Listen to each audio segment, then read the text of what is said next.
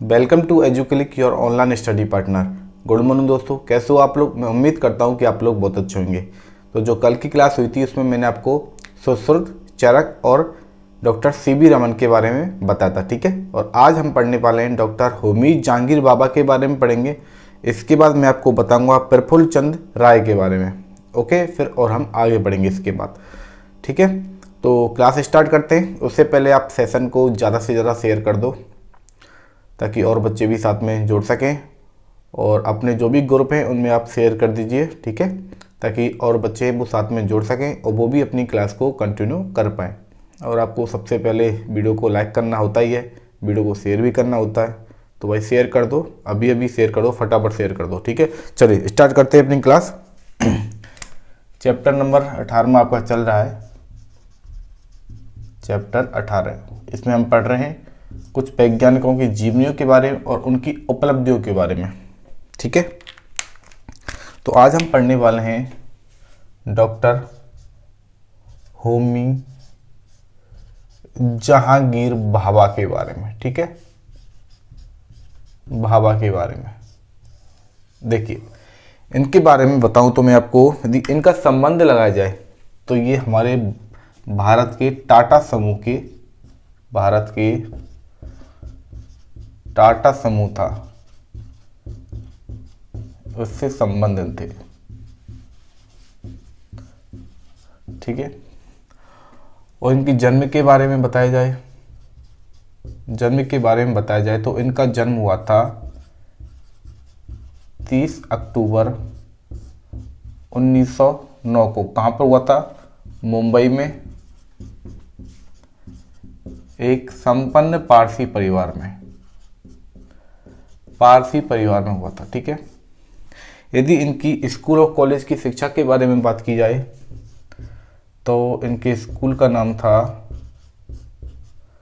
John cannon, ठीक है। ये क्या था? एक कैथेड्रल स्कूल था।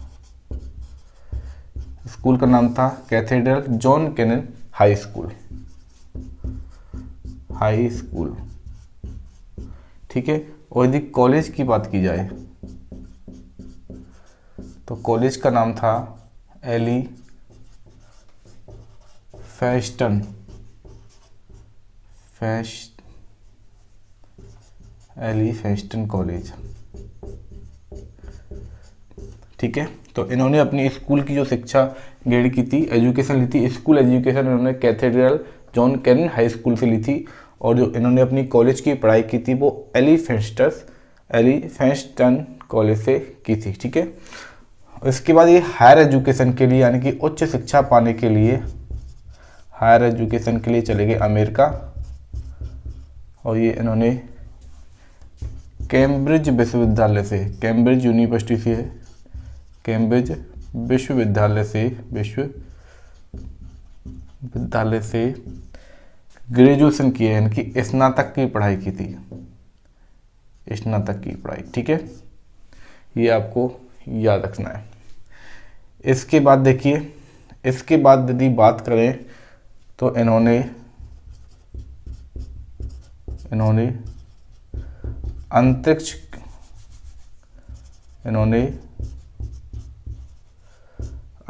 किरणों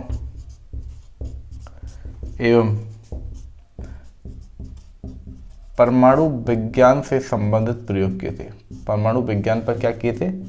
प्रयोग किए, कुछ अनुसंधान किए थे, ये आपको याद रखना है, ठीक है। और इन्होंने इस कैम्ब्रिज विश्वविद्यालय में सैद्धांतिक भौतिकी का अध्ययन किया, ठीक है। अब देखिए, इन्होंने अंतरिक्ष किरणों और परमाणु विज्ञान पर अनुसंधान किए। तो देखिए 1942 की बात है, 1942 में इनको अंतरिक्ष किरणों का प्राध्यापक बनाया गया, ठीक है। इससे पहले की कहानी ये है कि अंतरिक्ष किरणों के ऊपर इन्होंने 1937 में डब्ल्यू हिल्टर के साथ मिलकर कॉस्मिक किरणों की खोज की थी। कॉस्मिक किरणों की खोज की और बताया था कि ये कॉस्मिक किरणें क्या होती हैं। तो देखिए, इन्होंने कॉस्मिक किरणों के बारे में बताया था कि ये अंतरिक्ष किरणें होती हैं जो कहाँ से आती हैं, बाह्य अंतरिक्ष से आती हैं। अंतरिक्ष से आती हैं कहाँ, वायुमंडल में प्रवेश करती हैं। वे बाह्य अंतरिक्ष से वायुमंडल में आती हैं और जब ये वायुमंडल में आती हैं तो जब ये वायु के कणों से क्या करती है, क्रिया करती हैं, ठीक है। जब ये अंतरिक्ष किरणें जब वायु से क्रिया करती हैं तो इलेक्ट्रॉन के समान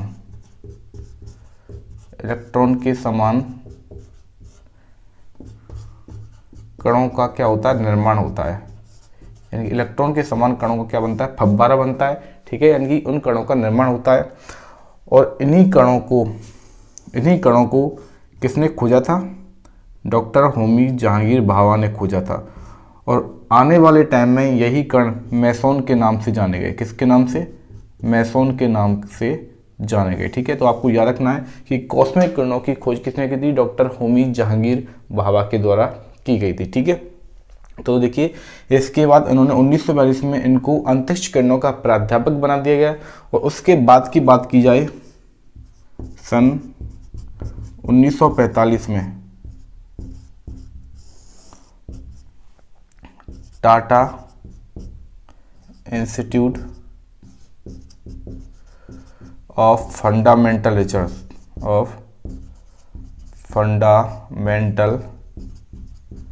रिसर्च की स्थापना होती है, ठीक है।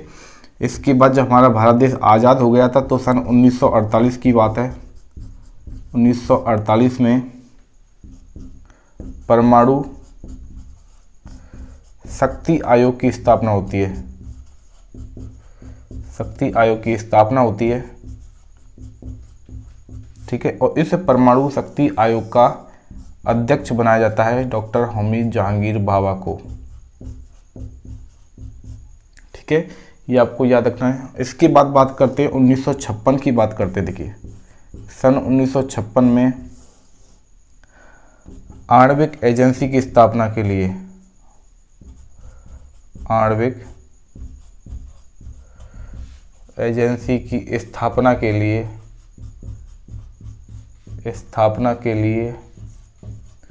न्यूयॉर्क कहाँ है, अमेरिका में, ठीक है। न्यूयॉर्क में 81 देशों का क्या हुआ, एक सम्मेलन हुआ, ठीक है। मैंने क्या बताया आपको कि सन 1956 की बात है। 1956 में आणविक एजेंसी की स्थापना के लिए, क्योंकि धीरे धीरे क्या हो रही थी, परमाणु विज्ञान पर अनुसंधान किए जा रहे थे, तो आणविक एजेंसी की स्थापना के लिए न्यूयॉर्क में 81 राष्ट्रों का एक सम्मेलन हुआ था, जिस सम्मेलन में सर्वसम्मति से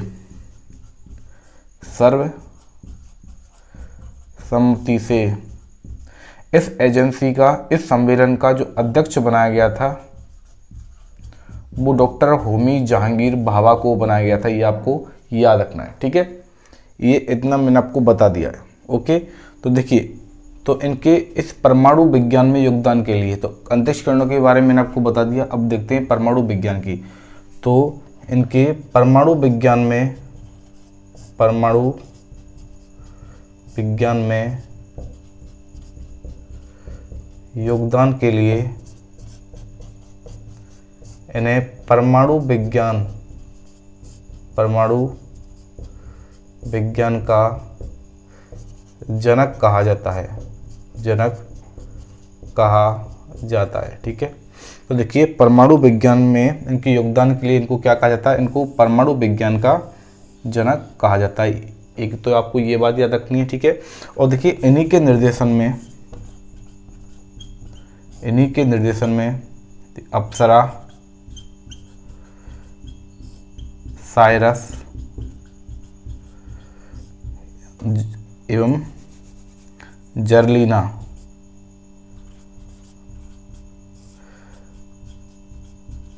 परमाणु रिएक्टरों को बनाया गया था। परमाणु रिएक्टरों का क्या हुआ था, निर्माण हुआ था इन्हीं के निर्देशन में। और बात करते हैं 1963 में भारत का परमाणु बिजली घर इन्हीं के निर्देशन में बना था। परमाणु बिजली घर जिसका नाम था, ये स्थापित किया गया था तारापुर, महाराष्ट्र में, तारापुर में स्थापित किया गया। ठीक है, ओके। इसके बाद देखिए एक डेट आपको याद रखनी है कि 24 जनवरी 1966, ठीक है, ये डेट आपको याद रखनी है। 24 जनवरी 1966 को एक हवाई दुर्घटना में इनकी हो जाती है मृत्यु। ठीक है, उसके बाद 1967 में इनके सम्मान के लिए तो पहले जो ट्राम्बे था, यानी कि परमाणु शक्ति संस्थान, परमाणु शक्ति संस्थान ट्राम्बे था मुंबई में, ठीक है, इनके सम्मान के लिए, इनको श्रद्धांजलि देने के लिए, इनके कार्यों को समर्पित करने के लिए इसका नाम रख दिया गया, बार्क रख दिया गया, बार्क, यानी कि भाभा परमाणु अनुसंधान केंद्र, यानी कि भाभा एटॉमिक रिसर्च सेंटर, इसका नाम रख दिया गया। ठीक है, यानी कि परमाणु शक्ति संस्थान ट्राम्बे का नाम बदलकर भाभा परमाणु अनुसंधान केंद्र नाम रख दिया गया। कब? 1967 में। तो ये हमने पढ़ लिया किसके बारे में, होमी जहांगीर भाभा के बारे में। तो देखिए एक बात, देखिए समझिए कि मैंने इसमें कौन कौन से टॉपिक, कौन कौन से पॉइंट हैं वो आपको बताएं, उनको मैं आपको हाईलाइट करके बता देता हूँ। ठीक है, देखिए होमी जहांगीर भाभा का संबंध है वो टाटा परिवार से माना जाता है। इनका जन्म हुआ था, डेट याद रखनी है, 30 अक्टूबर 1909 को। कहाँ हुआ था? मुंबई में हुआ था और एक संपन्न पारसी परिवार में हुआ था। इन्होंने स्कूल और कॉलेज की जो पढ़ाई की थी, स्कूल था जिसका नाम था Cathedral John Connon high school, ठीक है, और कॉलेज का नाम था एलिफेंस्टन कॉलेज। यहाँ से इन्होंने अपनी एजुकेशन स्टार्ट की थी। इसके बाद ये हायर एजुकेशन के लिए, यानी कि उच्च अध्ययन के लिए ये चले जाते हैं कैम्ब्रिज विश्वविद्यालय, कैम्ब्रिज यूनिवर्सिटी। ठीक है, यहाँ से ही करते हैं ग्रेजुएशन, यानी कि स्नातक की पढ़ाई करते हैं। और यहीं पर रहकर ये क्या करते हैं, जो थ्योरी, ठीक है, ये मैंने आपको बताया है कि यहीं पर रहकर ये पढ़ाई करते हैं और सैद्धांतिक भौतिकी का क्या करते हैं, अध्ययन करते हैं। सैद्धांतिक भौतिकी का यहाँ पर रहकर अध्ययन करते हैं। ठीक है, और इन्होंने यहीं पर अंतरिक्ष किरणों और परमाणु विज्ञानों पर अनुसंधान करना स्टार्ट कर देते हैं। तो देखिए अंतरिक्ष किरणों पर इन्होंने 1937 में डब्ल्यू हिल्टर के साथ मिलकर इन्होंने कॉस्मिक किरणों की खोज की थी। तो अब कॉस्मिक किरणें क्या होती हैं? ऐसी बाह्य, जो अंतरिक्ष से आने वाली ऐसी किरणें होती हैं जो वायुमंडल में आती हैं, और जब ये वायुमंडल में प्रवेश करती हैं और ये वायु से क्रिया करती हैं तो ये इलेक्ट्रॉन के समान कणों का निर्माण करती हैं। ठीक है, यानी इलेक्ट्रॉन के समान कणों का फव्वारा बनाती हैं और इन्हीं कणों को आगे कहा जाता है मेसोन कहा गया। तो कॉस्मिक किरणों की खोज किसने की थी? डॉक्टर होमी जहांगीर भाभा के द्वारा की गई थी। ये आपको याद रखना है। ठीक है, उसके बाद देखिए 1942 में इनको अंतरिक्ष किरणों का क्या बना दिया गया? प्राध्यापक बना दिया गया। उसके बाद 1945 की बात करते हैं, टाटा इंस्टीट्यूट ऑफ फंडामेंटल, ये आपको याद रखना है। सन 1945 में Tata institute of fundamental research की स्थापना होती है। इसके बाद 1948 में परमाणु शक्ति आयोग की स्थापना होती है, जिसका अध्यक्ष किसको बनाया जाता है? भाभा को बनाया जाता है, डॉक्टर होमी जहांगीर भाभा को बनाया जाता है।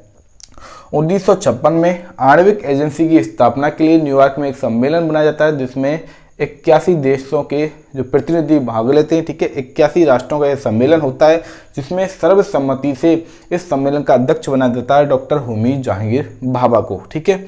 उसके बाद देखते हैं कि परमाणु विज्ञान में इनके योगदान के लिए इनको परमाणु विज्ञान का, देखिए भारतीय परमाणु विज्ञान का कहा जाता है। यहाँ पर भारतीय परमाणु विज्ञान का इनको जनक कहा जाता है, ठीक है, पिता कहा जाता है। इनके निर्देशन में ही अप्सरा, साइरस और जलीना नाम के 3 परमाणु रिएक्टरों को बनाया गया था, स्थापित किए गए थे। और 1963 में स्थापित भारत का पहला परमाणु बिजलीघर, भारत का प्रथम है ये, 1963 में भारत का प्रथम परमाणु बिजलीघर तारापुर में स्थापित किया गया था इन्हीं के निर्देशन में, ठीक है। ये आपको याद रखना है। और 24 जनवरी 1966 को हवाई दुर्घटना में हो जाती है इनकी मृत्यु। और 1967 में इनकी याद में, इनके कार्यों की, इनकी उपलब्धियों के सम्मान में भारत सरकार द्वारा 1967 में परमाणु शक्ति संस्थान ट्राम्बे का नाम बदलकर भाभा परमाणु अनुसंधान केंद्र रख दिया जाता है। ये आपको याद रखना है। ये हमने पढ़ लिया होमी जहांगीर भाभा के बारे में, ठीक है। ये आपको समझ में आ गया होगा। अब हम पढ़ते हैं प्रफुल्ल चंद्र राय के बारे में। तो एक बार मैं रफ कर देता हूँ, उसके बाद हम आगे पढ़ते हैं प्रफुल्ल चंद्र राय के बारे में, ठीक है। देखिए इसके बाद हमको पढ़ना है प्रफुल्ल चंद्र राय के बारे में। प्रफुल्ल चंद्र राय, देखिए प्रफुल्ल चंद्र राय के बारे में मैं आपको बता देता हूँ। तो प्रफुल्ल चंद्र राय का जो जन्म हुआ था वो बंगाल के फुलन खुलना जिले के रसूली कतीपुरा नामक गांव में हुआ था। कहाँ पर हुआ था? बंगाल में हुआ था, ठीक है। ये आपको याद रखना है, बंगाल के, ठीक है, गांव का नाम है फुलन खुलना जिले के रसूली कतीपुरा गांव में हुआ था। कब हुआ था? 2 अगस्त 1861 को हुआ था। बंगाल में हुआ था, रतीपुरा गांव में 2 अगस्त 1861 को। ये आपको याद रखना है। कब हुआ था? 2 अगस्त 1861 को हुआ था। इनके पिता का नाम था हरिश्चंद्र राय, ठीक है, हरिश्चंद्र राय इनके पिता का नाम था। और इनके पिता थे वो फारसी के विद्वान थे। देखिए इनके पिता का नाम की बात करते हैं, हरिश्चंद्र राय।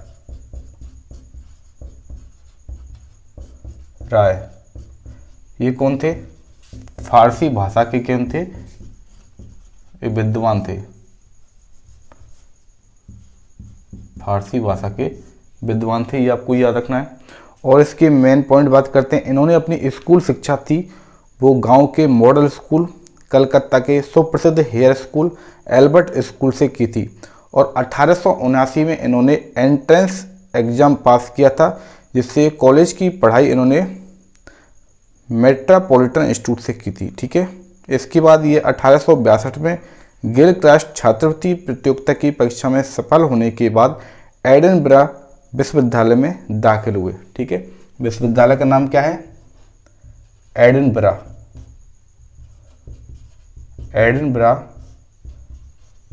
विश्वविद्यालय में इनको मिल जाता है एडमिशन, ठीक है। उसके बाद देखिए इनके सहपाठियों में बात की जाए तो रसायन के सुप्रसिद्ध विद्वान थे, ठीक है। केमिस्ट्री के साइंटिस्ट थे professor James Bowker, FRS Alexander Smith और हप मार्शल। कौन कौन से थे?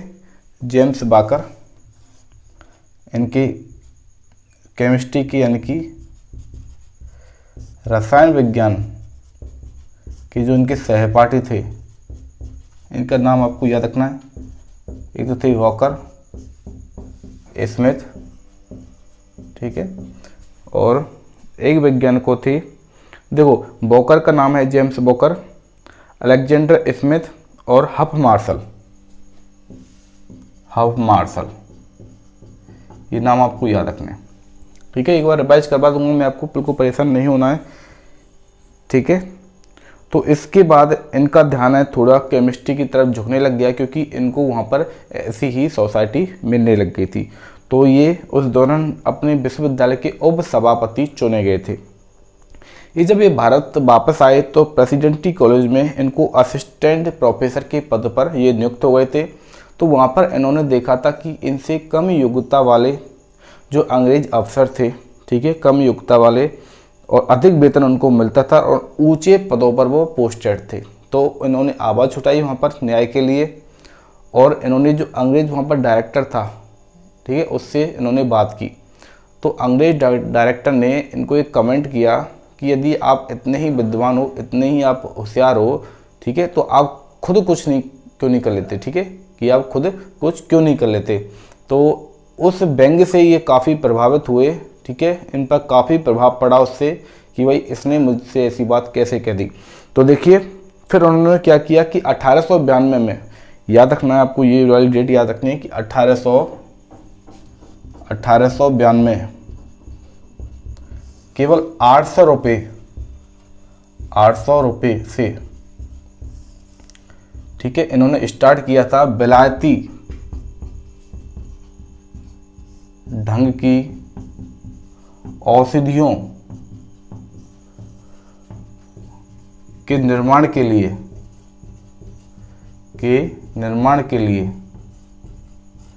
ठीक है, इन्होंने एक कारखाना खोला, एक छोटी सी कंपनी खोली केवल 800 रुपये की नाममात्र अल्प पूंजी से, जिसका नाम था Bengal chemical and pharmaceutical works. इसका नाम क्या था? Bengal chemical and pharmaceutical works, ठीक है। और ये 800 रुपये से शुरू हुई ये कंपनी, ठीक है, धीरे धीरे ये करोड़ों का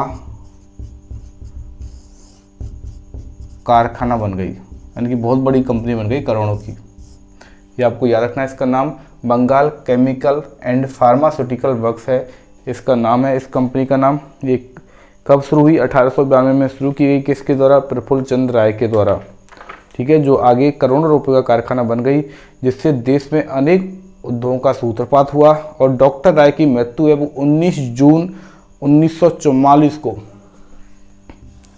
इनकी मृत्यु है वो 19 जून 1944 को 83 वर्ष की आयु में हो गई थी, की आयु में हो गई थी, ठीक है। तो अब देखिए, बात करें प्रफुल्ल चंद्र राय के बारे में, बात करें तो इनका जन्म हुआ था बंगाल में हुआ था, ठीक है, रतिपुरा गांव में 2 अगस्त 1861 को इनका जन्म हुआ था। और आपको नाम याद रखना है उस जिले का जिसका नाम है बंगाल का फुलन खुलना जिला, ठीक है, बंगाल का फुलन खुलना जिला के रसूली कतिपुरा, ये देखिए रतिपुरा नहीं है, ये है कतिपुरा, रसूली कतिपुरा गांव में 2 अगस्त 1861 को हुआ था। इनके पिता का नाम था हरिश्चंद्र राय, ठीक है, इनके पिता का नाम था हरिश्चंद्र राय, जो फारसी के विद्वान थे, ये आपको याद रखना है। इसके बाद इन्होंने अपनी जो स्कूली शिक्षा है वो गांव के मॉडल स्कूल, कलकत्ता के सुप्रसिद्ध हेयर स्कूल और एल्बर्ट स्कूल से प्राप्त की थी। 1879 में इन्होंने एंट्रेंस की एग्जाम दिया और वो पास की, और कॉलेज की पढ़ाई है वो मेट्रोपॉलिटन इंस्टीट्यूट में आरंभ की, ठीक है। 1882 में इन्होंने गिलक्रास्ट जो छात्रवृत्ति की प्रतियोगिता में सफल हुए थे, और इसके बाद ये चले गए एडिनबरा विश्वविद्यालय में। वहाँ के इनके सहपाठियों में जो रासायनिक के सुप्रसिद्ध विद्वान थे, जिनका नाम था professor James walker, FRS Alexander Smith तथा हप मार्शल, तो आदि इनके संपर्क में आए और रसायन शास्त्र की ओर इनका ध्यान अच्छे से जाने लगा, यानी कि रसायन शास्त्र में थोड़ा इंटरेस्ट दिखाने लगे। ये भारत में वापस आए और प्रेसिडेंसी कॉलेज में असिस्टेंट प्रोफेसर के सामान्य पद पर इनको नियुक्ति मिल गई थी। जब इन्होंने यहाँ पर देखा कि इनसे कम योग्यता वाले जो अंग्रेज हैं वो ऊंचे पदों पर हैं और उनको वेतन भी ज़्यादा मिलता है, तो उन्होंने इस अन्याय का तत्कालीन शिक्षा विभाग के अंग्रेज डायरेक्टर से क्या किया? विरोध किया। तो उस डायरेक्टर ने इनको कमेंट किया, यदि आप इतने ही अच्छे केमिस्ट हैं तो आप खुद अपना व्यवसाय क्यों नहीं स्टार्ट कर लेते। तो इस बात का इन पर गहरा प्रभाव पड़ा और इन्होंने 800 रुपये थी, देखिए मैंने आपको बताया था, इन्होंने 1892 में केवल 800 रुपये की अल्प पूंजी से विलायती ढंग की औषधियों के निर्माण के लिए Bengal chemical and pharmaceutical works नाम की एक छोटी सी कंपनी स्टार्ट की थी, जो धीरे धीरे प्रगति के पथ पर आगे बढ़ती रही और करोड़ों का कारखाना बन गई। ठीक है, इसके बाद इनकी मृत्यु हो जाती है 19 जून 1944 को 83 वर्ष की आयु में। तो ये पढ़ ली हमने प्रफुल्ल चंद्र राय के बारे में। इसके बाद हम पढ़ते हैं, नेक्स्ट है देखिए डॉक्टर पंचानन माहेश्वरी। डॉक्टर पंचानन माहेश्वरी।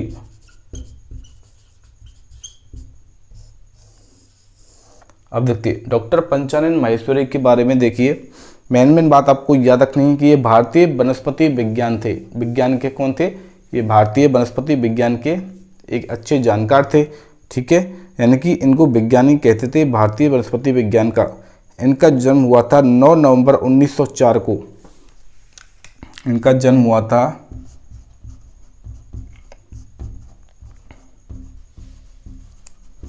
9 नवंबर 1904 को। कहाँ पर हुआ था? जयपुर में। इनका जन्म 9 नवंबर 1904 को जयपुर में हुआ था। माहेश्वरी ने इलाहाबाद विश्वविद्यालय से शिक्षा प्राप्त की और आगरा कॉलेज से इन्होंने पढ़ाना स्टार्ट किया, अध्यापन कार्य आरंभ किया। इसके बाद इन्होंने इलाहाबाद, लखनऊ, ढाका विश्वविद्यालयों में भी अध्यापन का कार्य किया। ठीक है, तो 1948 में डॉक्टर माहेश्वरी दिल्ली विश्वविद्यालय में वनस्पति विज्ञान के अध्यक्ष बन गए। कब की बात है? 1948 की। 1948 में दिल्ली विश्वविद्यालय में, दिल्ली विश्वविद्यालय में वनस्पति विज्ञान यानी कि बॉटनी, ठीक है, ये आपको याद रखना है। वनस्पति विज्ञान के ये क्या बन गए थे? अध्यक्ष बन गए थे। ठीक है, कि अध्यक्ष बन गए। इसके बाद डॉक्टर माहेश्वरी ने पादप भ्रूण विज्ञान पर विशेष कार्य किया। इन्होंने भ्रूण विज्ञान और पादप क्रिया विज्ञान के सहमिश्रण से एक नई शाखा का विकास किया और फूलों के विभिन्न भागों की कृत्रिम पोषण द्वारा वृद्धि करने में पर्याप्त सफलता हासिल की। इनके जो शोध थे वो भारत में ही नहीं, अमेरिका, अर्जेंटीना, ऑस्ट्रेलिया आदि देशों के छात्र भी इनसे पढ़ने के लिए आते थे। ठीक है, इनके मार्गदर्शन में लगभग 60 छात्रों ने डॉक्टरेट की उपाधि धारण की थी। डॉक्टर माहेश्वरी ने अपने विषय के अनेक अंतर्राष्ट्रीय सम्मेलनों में भारत का प्रतिनिधित्व किया। टिश्यू कल्चर प्रयोगशाला की स्थापना और टेस्ट ट्यूब कल्चर पर शोध के लिए लंदन की रॉयल सोसाइटी ने इन्हें अपना फेलो बनाकर इनको सम्मानित किया था। और 18 मई 1966 को दिल्ली में डॉक्टर माहेश्वरी का निधन हो जाता है। कब निधन हुआ इनका? इनकी मृत्यु हो जाती है 18 मई 1966 को। कहाँ पर? दिल्ली में।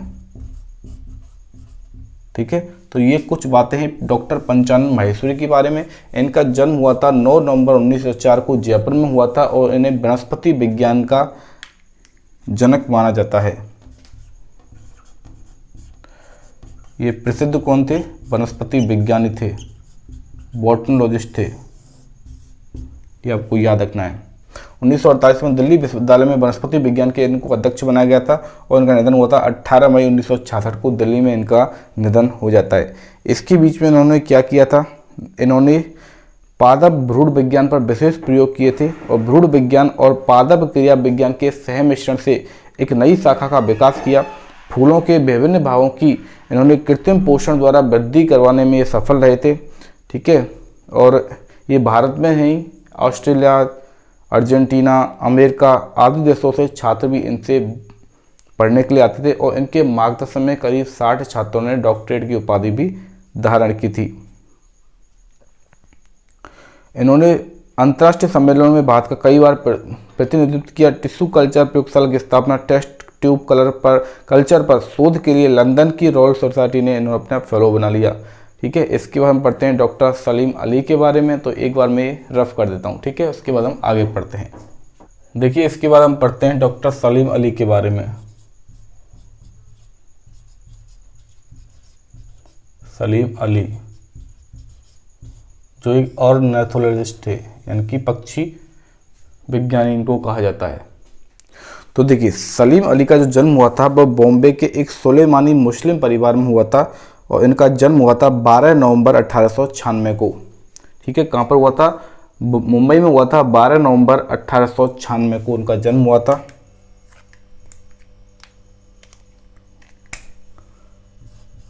इनका जन्म हुआ था 12 नवंबर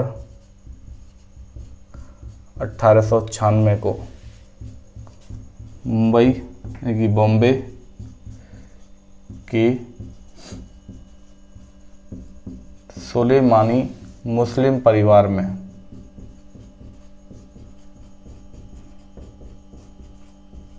ठीक है, 12 नवंबर 1896 को सुलेमानी मुस्लिम परिवार में इनका जन्म हुआ था। ये एक भारतीय पक्षी विज्ञानी और प्रकृतिवादी थे। इन्हें भारत के बर्डमैन के रूप में भी जाना जाता है। भारत के बर्डमैन के रूप में भी इनको जाना जाता है। ये कौन थे? पक्षी विज्ञानी थे और नेचुरलिस्ट थे। ठीक है, और देखिए, तो सलीम अली भारत के ऐसे पहले व्यक्ति थे जिन्होंने भारत में व्यवस्थित रूप से पक्षी सर्वेक्षण का कार्य आयोजित किया था, और पक्षियों पर लिखी इनकी किताबों ने भारत में पक्षी विज्ञान के विषय में काफ़ी मदद की। 1976 की बात करते हैं कि 1976 में भारत के दूसरे सर्वोच्च नागरिक सम्मान पद्म विभूषण से इन्हें सम्मानित किया गया था। 1976 में इनको भारत के दूसरे सर्वोच्च नागरिक सम्मान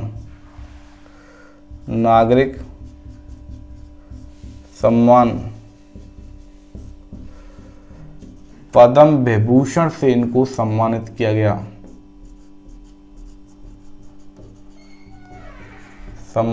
गया। ठीक है, उसके बाद देखिए 1947 की बात करते हैं। इससे पहले की कहानी है। देखिए 1947 के बाद ये बॉम्बे नेचुरल हिस्ट्री सोसाइटी के प्रमुख व्यक्ति बने, और इस संस्था की खातिर सरकारी सहायता के लिए उन्होंने अपनी प्रभावता का उपयोग किया, और भरतपुर पक्षी अभ्यारण्य केवलादेव नेशनल पार्क के निर्माण में इन्होंने काफ़ी मदद की, एवं एक बांध परियोजना को रुकवाने के लिए इन्होंने काफ़ी जोर दिया, जो कि साइलेंट वैली थी, जो नेशनल पार्क के लिए खतरा थी इस कारण से। इसके बाद इन्होंने बॉम्बे नेचुरल हिस्ट्री सोसाइटी के सचिव WS मिलार्ड की देखरेख में सलीम ने पक्षियों पर गंभीर अध्ययन किया और असामान्य रंग की गौरैया की खोज की। ठीक है, तो गौरैया की खोज जो की गई थी, गौरैया ठीक स्पैरो, ठीक है, असामान्य रंग की जो गौरैया की खोज की गई थी, इनके द्वारा की गई थी। युवा सलीम ने खेल में अपनी बंदूक, जो खेलने वाली बंदूक होती है, खिलौने से इसका शिकार किया था। मिलार्ड ने इस पक्षी की एक पीले गले की गौरैया के रूप में पहचान की और सलीम को सोसाइटी में संग्रहित सभी पक्षियों को दिखाया। मिलार्ड ने सलीम को पक्षियों के संग्रह के लिए कुछ किताबें दी, जिनमें से कॉमन बर्ड्स ऑफ मुंबई भी शामिल थी। तो कॉमन बर्ड्स ऑफ मुंबई भी इनको पढ़ी थी, और इन्होंने अपनी आत्मकथा लिखी थी, इन्होंने अपनी ऑटोबायोग्राफी लिखी थी, जिसका नाम है the fall of a sparrow. The fall, इनकी ऑटोबायोग्राफी।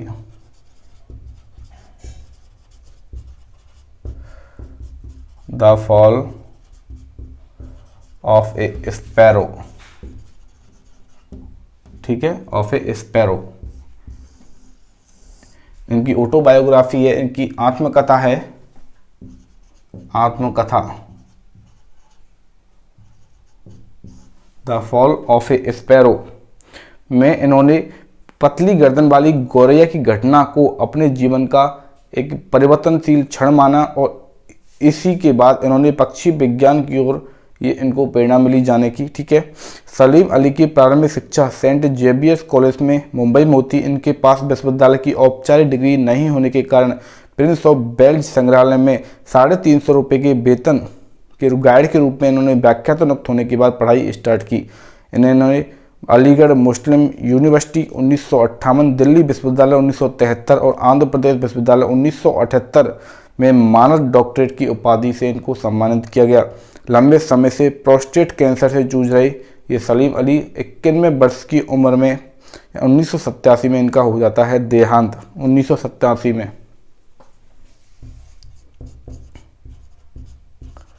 1987 में क्या होती है इनकी मृत्यु। ये थे इस समय 91 वर्ष के। प्रोस्टेट कैंसर के कारण होती है, के कारण इनकी हो जाती है मृत्यु। ओके, तो 1990 में भारत सरकार द्वारा कोयम्बटूर में सलीम अली साकोन का निर्माण किया गया, स्थापित किया गया। Salim Ali centre for ornithology and natural history को स्थापित किया गया। कब किया गया? 1990 में। 1990 में भारत सरकार द्वारा साकोन बनाया गया। ठीक है, साकोन की स्थापना हुई, जिसका पूरा नाम है Salim Ali centre for ornithology and natural history, SACON को बनाया गया। तो देखिए सलीम अली के बारे में आपको क्या क्या देखना है मेन, तो देखिए इनका जन्म हुआ था 12 नवंबर 1896 को मुंबई के सुलेमानी मुस्लिम परिवार में। इनको भारत के बर्डमैन या पक्षी विज्ञानी कहा जाता है। 1976 में भारत के दूसरे सर्वोच्च नागरिक सम्मान को पद्म विभूषण से इनको सम्मानित किया गया था। उससे पहले इनकी ऑटोबायोग्राफी का नाम आपको याद रखना, the fall of a sparrow इनकी आत्मकथा है। ठीक है, इसमें इन्होंने पतली गर्दन वाली जो स्पैरो थी, यानी कि जो गौरैया थी, उसके बारे में इन्होंने बताया और उसी से इनको पक्षी विज्ञान के क्षेत्र में आगे बढ़ने की प्रेरणा मिलती है। ठीक है, इन्होंने जो बॉम्बे नेचुरल हिस्ट्री सोसाइटी के जो सचिव थे WS मिलार्ड, इनकी देखरेख में इन्होंने काम किया था और पीले गर्दन वाली गौरैया की खोज की थी। ये आपको याद रखना है। तो 1987 में इनकी मृत्यु हो जाती है 91 वर्ष की आयु में प्रोस्टेट कैंसर के कारण। और 1990 में भारत सरकार द्वारा साकोन, ठीक है, साकोन बनाया गया, जिसका नाम है Salim Ali centre for ornithology and natural history. ठीक है, ये आपको याद रखना है। इसके बाद हम पढ़ते हैं डॉक्टर APJ अब्दुल कलाम के बारे में। डॉक्टर APJ अब्दुल कलाम, डॉक्टर APJ अब्दुल कलाम के बारे में, इनके बारे में आप सब लोग जानते होंगे वैसे तो अच्छे से। ये हमारे भारत के राष्ट्रपति भी रह चुके, ठीक है, रह चुके थे। तो देखिए इनका पूरा नाम था अबुल पाकर जैनुलाब्दीन अब्दुल कलाम। देखिए APJ अब्दुल कलाम का पूरा नाम था, A4 था अबुल, B4 था पाकर, अबुल पाकर। ठीक है, इसके बाद था जैनुलाब्दीन, J4 था जैनुलाब्दीन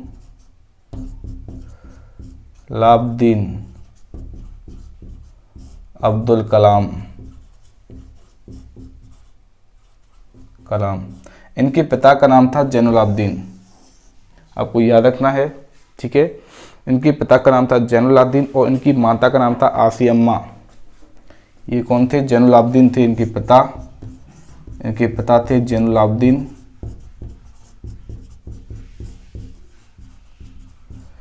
उनकी माता थी आसियम्मा।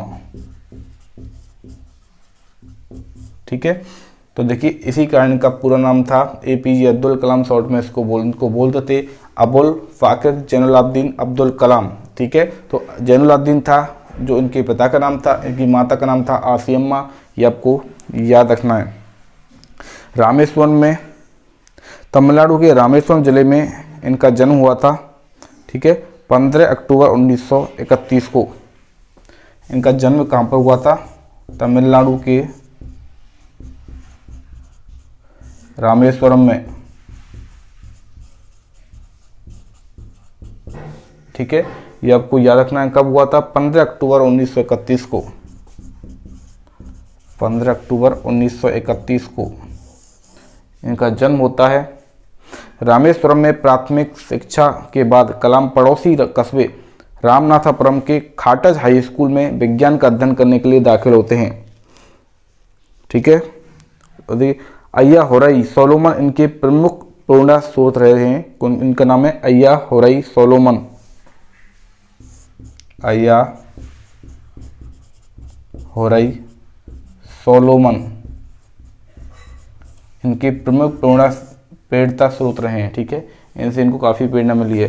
सोलोमन का गुरु मंत्र था कि जीवन की सफलता पाने के लिए 3 प्रमुख बातों पर ध्यान देना जरूरी है: इच्छा शक्ति, आस्था व उम्मीद और कलाम ठीक है। तो कलाम के जीवन का यही आधार बनी थी। 1954 में एरोनॉटिकल इंजीनियर हेतु मद्रास इंस्टीट्यूट ऑफ टेक्नोलॉजी में दाखिल हुए। 1958 में कलाम ने रक्षा अनुसंधान और विज्ञान संगठन DRDO में हावरक्राफ्ट परियोजना पर काम करने के लिए इनको वरिष्ठ वैज्ञानिक के रूप में चुना गया था।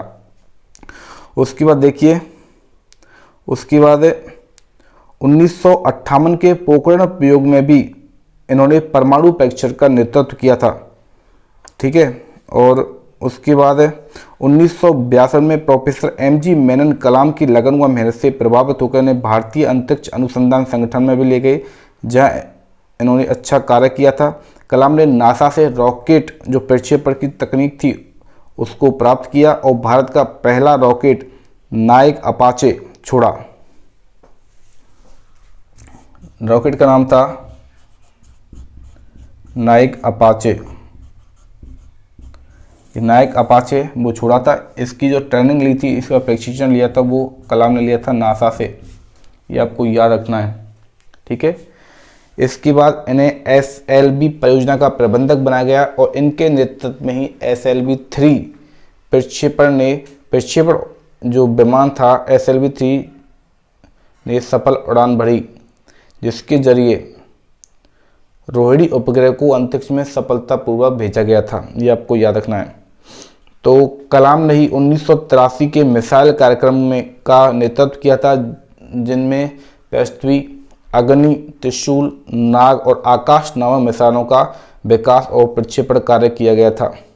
डॉक्टर कलाम की आगे बात करें तो उनको 2002 और 2007 के बीच में भारत के राष्ट्रपति के रूप में इनको चुना गया था और भारत सरकार ने इन्हें पद्म भूषण 1981 में दिया, पद्म विभूषण 1990 में दिया और 1997 में इनको भारत रत्न जो भारत का सर्वोच्च नागरिक सम्मान है उससे सम्मानित किया गया था।